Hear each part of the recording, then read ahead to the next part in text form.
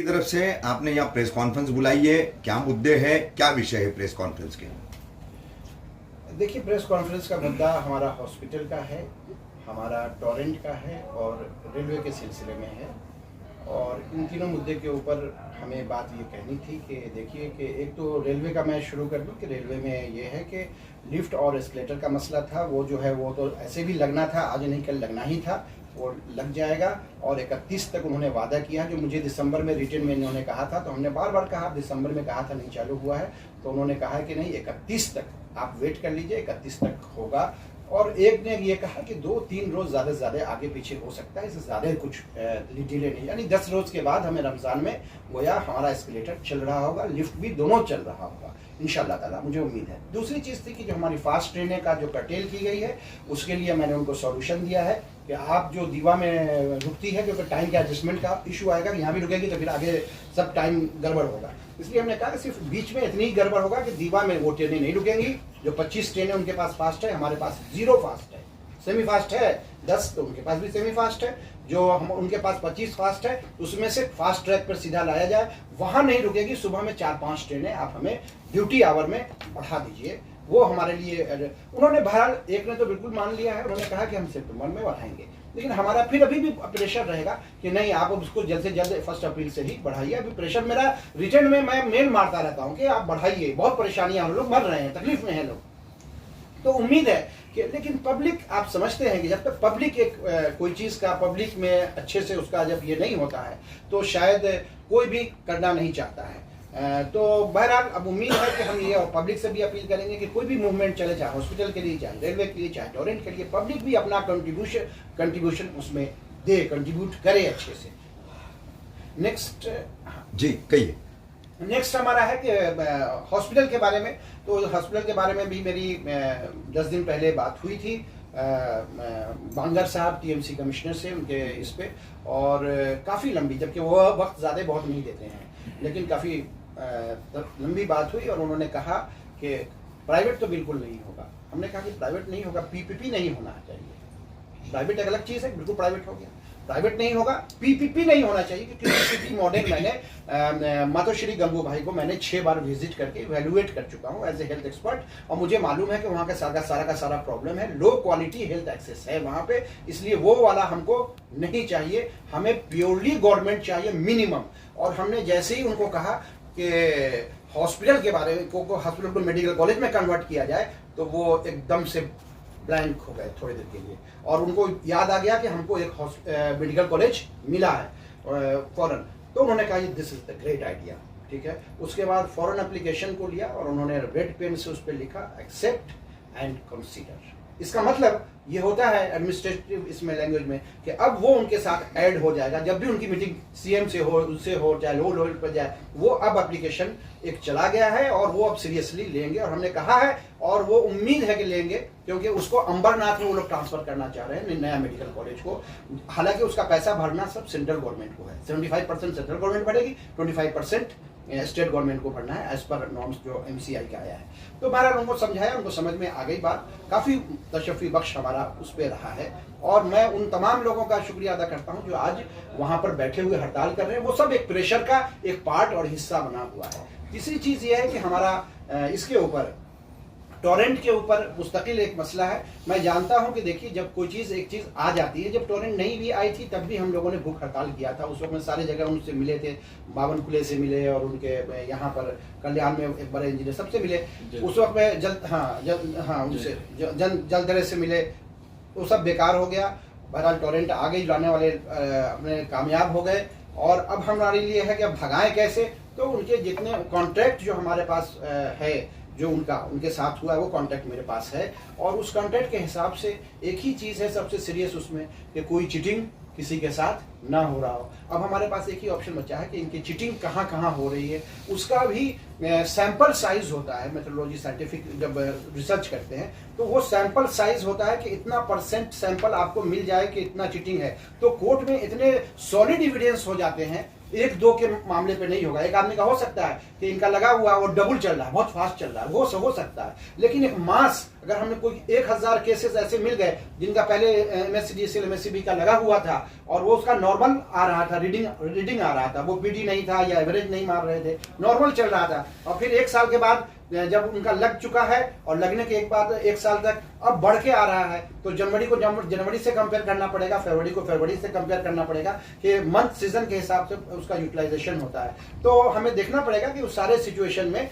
अगर बढ़ता हुआ ±10% हो सकता है, उसमें बहुत ज्यादा ये नहीं है, लेकिन अगर 30% 40% किसी का ज्यादा चल रहा है तो ये इनके लिए बहुत मुश्किल हो जाएगी। लेकिन हमें चाहिए इससे लोगों से मदद, जिन लोगों के साथ ऐसा है वो कंज्यूमर नंबर हमें दें, पहला।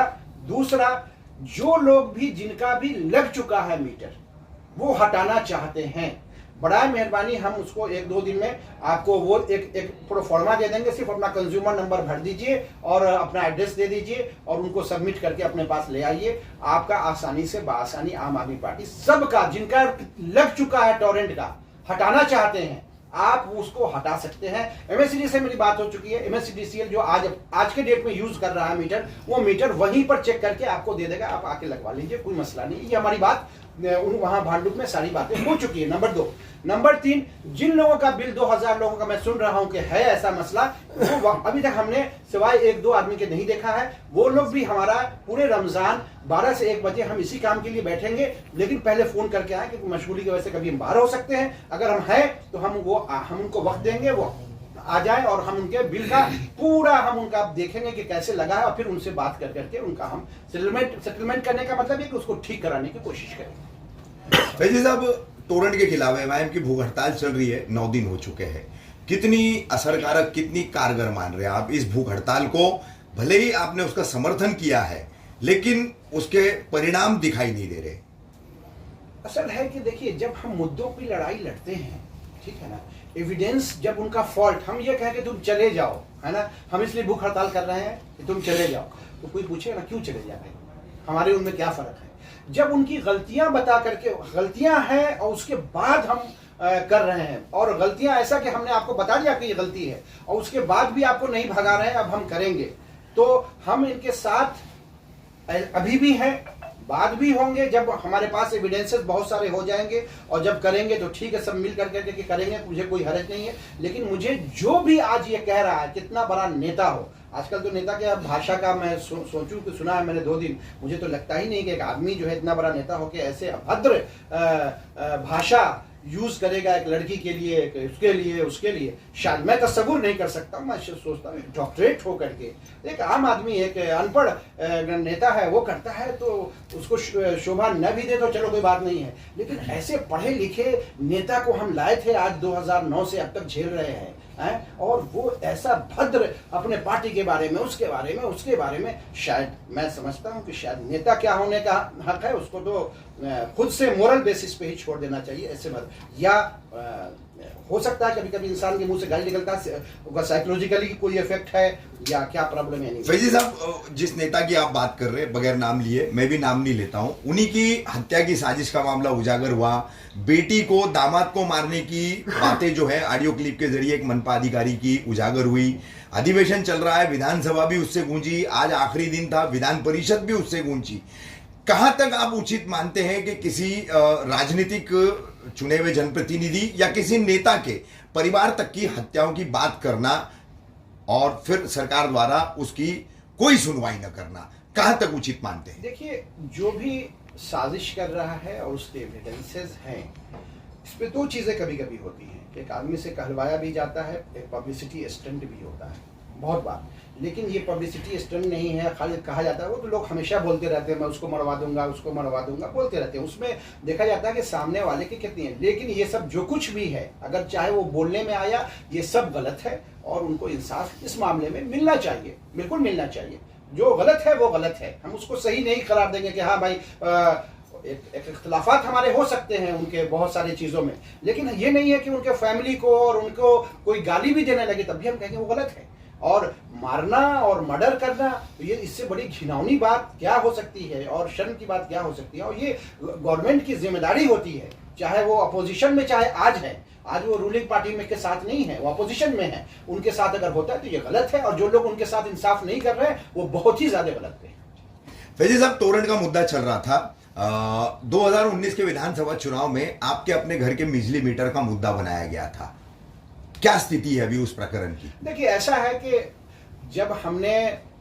जब जोड़ा था तो जोड़ने से पहले उनको हमने लेटर बाज़ाब्ते दिया था। जैसे आपके अगर जेब में कलम है और मैं कहूं कि रफीक साहब जरा मैं अब कलम ले सकता हूं, या आपको पता कह करके मैंने लिया और यूज किया है, ठीक है, तो वो चोरी अब आप नहीं कह सकते हैं मुझे।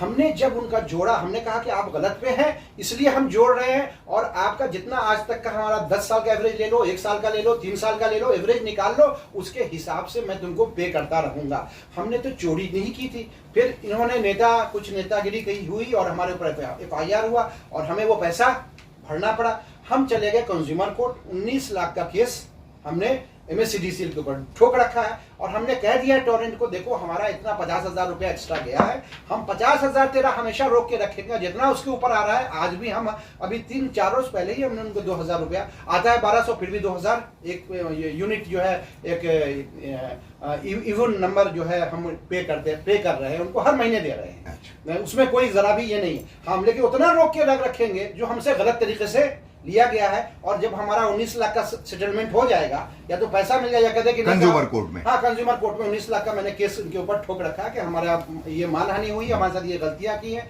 वो सब चीजें हो जाएगा तो हम क्लियर कर देंगे, कोई हमारा इशू नहीं है। फैजी साहब, आखिरी सवाल, 2019 के विधानसभा चुनाव में कलवा मुमरा से आप आम आदमी पार्टी के उम्मीदवार थे। 30,000 से ज्यादा वोट आपको मिले, लेकिन अभी भी मुझे मुमरा कौसा में, कम से कम मुमरा कौसा में आम आदमी पार्टी का 3,000 सदस्यों का संगठन दिखाई नहीं देता है। कभी भी आप भी अभी तक जो भी गतिविधि करते हैं, राजनीतिक कार्यक्रम हो, सामाजिक कार्यक्रम हो, 30 से ज्यादा व्यक्तियों का संगठन न आम आदमी पार्टी का दिखा है, न अभी भी कथित विपक्ष मुमरा का कहलाने वाली किसी भी राजनीतिक दल का दिखा है। दूसरे दलों की आपकी जिम्मेदारी नहीं है, अपनी पार्टी के बारे में आप क्या बोलेंगे?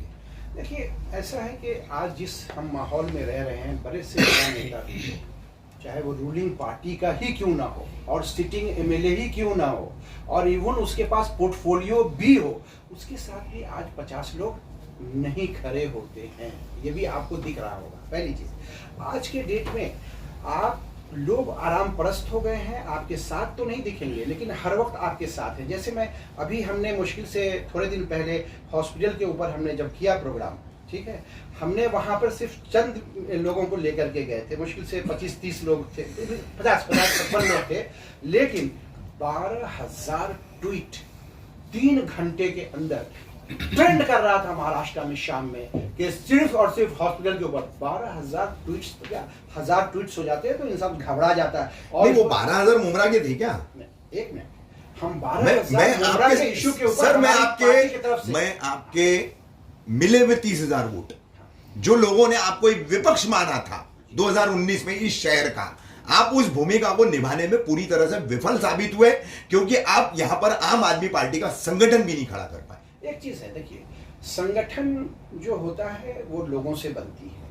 संगठन है, लोगों के पास आज वक्त नहीं है कि लोग हर वक्त फ्री में, बगैर पैसे, बगैर इसके, जिन लोगों के पास पैसे हैं और राजनीति करने के लिए, वो 50 लोग नहीं खड़ा कर पाते हैं। कभी आए तो आप उनके भी इसको देखिए, शायद 30 लोग उनके साथ ना हो, लेकिन जब वोट दबाने का होता है, जब लोगों का देना होता है, वो आपको फिर कर देंगे, उसमें कोई ये नहीं है। लेकिन चाहे वो रूलिंग पार्टी हो चाहे वो हो, लेकिन लोगों के पास टाइम नहीं है फ्री का कि हम आपके हर इसमें जा करके और उसमें जो है हा हू में लगे रहे। ये लोग आज इसको बिल्कुल हाँ, व्हाट्सएप पे लाइक करेंगे। आप भी आपके बहुत सारे हमारे प्रोग्राम को आपने बहुत अच्छे से कवर किया है। मैं समझता हूं कि ट्रेन ही का हमारा इशू था, ट्रेन पर हमने कुछ बोला है, 87,000 तक गए हैं आप लोगों के जरिए, 87,000 लोगों ने किया। हम ये नहीं कहते कि ये पूरा महाराष्ट्र किया है, ये ज्यादातर। फैजी साहब, मैं फिर जो है आपको टोक करके बोलूंगा, संगठन बनाना तो आपका काम है ना। देखिए, संगठन बनाना हमारे इन लोगों का काम है। नहीं, आप कहाँ हैं फिर? सुनिए ना, असल है क्या कि मेरे पास इस वक्त जिम्मेदारी 8 म्यूनिसिपल कॉर्पोरेशन की है। पार्टी ने जिम्मेदारियां बढ़ा दी है, आप मुमरा कौसा में वक्त नहीं दे पा रहे हैं, उतना नहीं दे पा रहे हैं। हाँ। और 8 म्यूनिसिपल कॉर्पोरेशन हमारा मीरा भाईंदर का मेरे ऊपर है, भिवंडी। ठीक है, मान ली आपकी बात। फैजी साहब, मैं राष्ट्रीय स्तर का एक सवाल आपसे पूछना चाह रहा हूं। राष्ट्रीय स्तर का सवाल है, हिंदुस्तान में, भारत में जो माहौल बनाया जा रहा है to the genocide of Muslim, इस तरफ जैसा हम बढ़ रहे हैं, पिछले 2 महीनों में, 2 से 3 महीनों में 50 हिंदू जन आक्रोश मोर्चे, हिंदू सकल समाज के मोर्चे निकाल करके एक तरफा मुस्लिमों के खिलाफ जहर उगला गया। ये दिल्ली विधानसभा चुनावों से चल रहा है। गोली मारो सालों को, देश के गद्दारों को। उस वक्त भी आपके पार्टी संयोजक अरविंद केजरीवाल चुप थे, आज भी चुप है। मुस्लिम समाज के लिए एक शब्द तब भी नहीं निकला, आज भी नहीं निकल रहा है। उन्हें मुल्ला बनाने का मुस्लिम समाज का प्रयास नहीं, जैसा आपने बीच में एक बार उसका स्पष्टीकरण दिया था कि जितेंद्र आव्हाड को जीतुद्दीन बना दिया गया है, तो क्या अरविंद को उसी तरीके से लोग चाह रहे? उस तर्ज पर मेरा सवाल नहीं है। एक संवैधानिक कोई जिम्मेदारी आपके नेता की है या नहीं? संवैधानिक है, और अरविंद केजरीवाल को किसी मैटर पे बोलना इतना जरूरी नहीं है, क्योंकि हर जगह प्रवक्ता होता है। प्रवक्ता के तो प्रवक्ता भी तो नहीं बोल रहे हैं। अगर राज्यसभा में संजय सिंह बोल रहे हैं ना, ठीक है ना, ठीक है ना, लेकिन नहीं, लेकिन आज भी आप जो है उसको टेक्निकली घुमाइए, लेकिन आज भी लोग ये उम्मीद कर रहे हैं या इस अपेक्षा में है कि अरविंद केजरीवाल कब बोलते हैं। उस वक्त भी उन्होंने नहीं बोला था और आज भी नहीं बोल रहे। ताहिर हुसैन को भुला दिया आपके पार्टी ने।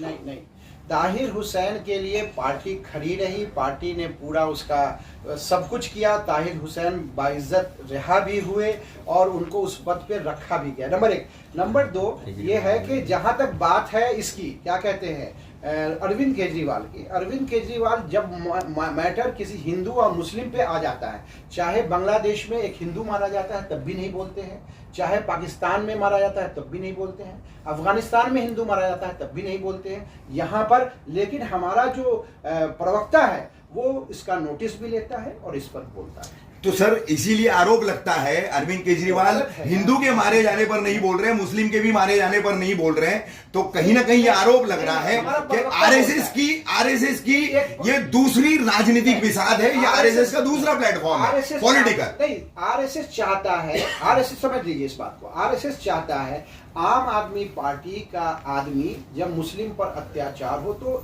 बोले, वो चाहता है बोले, ताकि ये जैसे ही मुस्लिम के फेवर में बोलेगा तो हिंदू वोट वहां से कटेगा, ठीक है। और अगर हिंदू, कांग्रेस चाहती है कि हिंदू वोट जो है के ऊपर बोले तो जो है इनसे मुस्लिम, तो कुल मिलाकर के आम आदमी पार्टी भी वोटों की राजनीति में उलझ गई। नहीं, वोटों की राजनीति में नहीं, वो तो फिर क्या है? काम की राजनीति पर चल रहे हैं। आप ही कह रहे हैं ना सर अभी। नहीं, सुनिए, आप काम की राजनीति इसको बोलेंगे। देखिए, हम इधर वो चाहेंगे कि इधर का वोट हम वोट पर काम की राजनीति अपनी जगह है, लेकिन संवैधानिक अधिकारों की सुरक्षा भी तो जो है ना, उसको हम पार्लियामेंट में केजरीवाल तो नहीं उठाएंगे। पार्लियामेंट में जो उठाना जहां जरूरी है वहां तो संजय सिंह उठा रहे हैं ना।